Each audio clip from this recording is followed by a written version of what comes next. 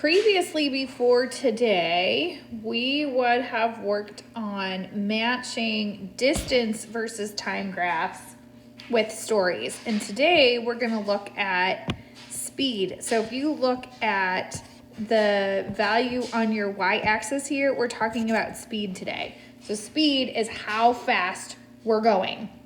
So we're just going to kind of look at these graphs and see if we can figure out what's going on.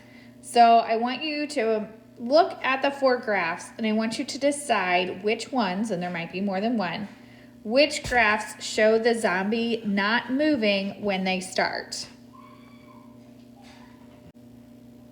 So if I'm looking at where this zombie is not moving, that means that we're talking about where the speed is equal to 0, because if you're not moving, then you have no speed. And so for these 4 graphs that we have, that would be graphs A and B. And I know that because they start with this speed of 0. So then the opposite of that for this next box here says which graphs show the zombie moving from the start. So if a zombie is already moving, then that would mean that it has a speed that's going to be greater than 0, or that there's some kind of speed. So that would be graphs C and D, because the speed here is not 0, and then again here on the y-axis is not 0. All right, so the next directions in this third box here says to identify the intervals, so that means the sections. So we're going to identify the sections where the zombie is speeding up. And then I want you to color those blue and explain how you know. So pause the video and do that. Okay, so if the zombie speed is speeding up, then we know that we are looking for where it is increasing. So if I get a blue pen out, the speed is increasing in this interval here, this interval right here, this piece right here, this piece here, and then this piece right here. So I would know that those are the intervals where the zombie speed is speeding up, because those are the increasing intervals, meaning they're going uphill. And then the opposite of that would be where the zombie is slowing down. And I want you to pause the video and color those intervals green. So you would have highlighted these sections that I'm highlighting now, because this is where your graph is decreasing.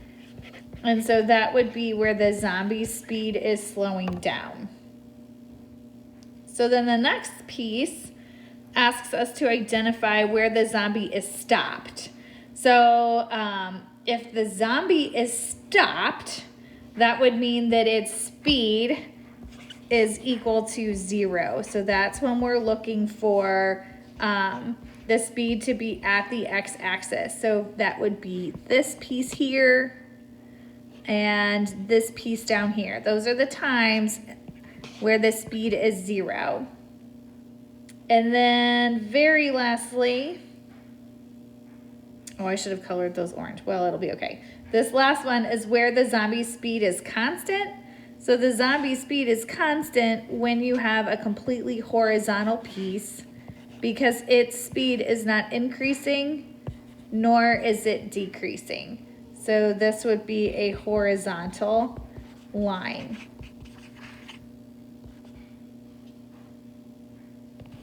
So those are just some notes. So then I want you to take a minute. I want you to pause the video, and I want you to read these 4 stories at the bottom, and I want you to match them with the 4 graphs at the top of the page. Okay, so take a minute and check your answers, and we'll kind of go through them real quick. So the first story, a zombie is walking through the park. Well, if he's automatically already walking, I know it's either going to be graph C or graph D, because those are the ones that start not at 0. So then it says he stops to eat brains, and so that makes it graph C, because that's the graph where the zombie started walking, and then he stopped. He stopped right there. And then after he eats the brains, he walks at a slower pace. And I can tell right here that this is a slower pace than where he started there because the speed is lower. So that first graph is C. The next one is A. The zombie got up from a park bench, and that's important because if he's getting up from a park bench, then when he was at the park bench, he had a speed of 0. So that makes our y-intercept at 0, 0. And then he starts to walk to his grave. So this is his walking speed right here. And then he lays down in it. So when he lays down, his speed is 0. So that would be graph A. The next story, a zombie woke up from his nap. So that would mean if he's just waking up that he has no speed when he's starting. So he has no speed when he's starting. He starts walking and then he sees a human and he runs after it. So a running speed would be faster than a walking speed. So that's why it's graph B. And then the last one is graph D. The zombie's walking through the park. So that's an important part of the story that he's already walking at the beginning. So he already has a speed. And then he runs, which means he's going to go faster to catch the human until he stops to eat the brains. Graph is, so if you flip your paper over, you'll notice that we only have 2 stories this time, but we have 4 graphs. So it's really important when you start looking at multiple graphs that you look at the y-axis, because these 2 graphs here are going to be talking about distance from home, and these are speed graphs like we just talked about. So you're going to have to pay attention to which one's distance and which one is speed, because the graphs will look different. So I want you to pause the video and I want you to figure out which 2 graphs, there will be 2, will match each of these stories. There will be 1 distance from home graph and 1 speed graph that matches each of those 2 stories. So pause the video and then come back and check your answers. So when you check your answers, the graphs that match the first story are A and D. So Mason gets on the school bus and the bus stops twice before arriving at school. So the distance graph would be A. This is Mason leaving his house right here, and the bus goes and then the bus stops. So his distance stays the same, stays horizontal here when the bus is stopped, and then the bus goes and then the bus stops. And then the bus goes and then the bus stops when he gets to school. The speed graph that's going to match that is D.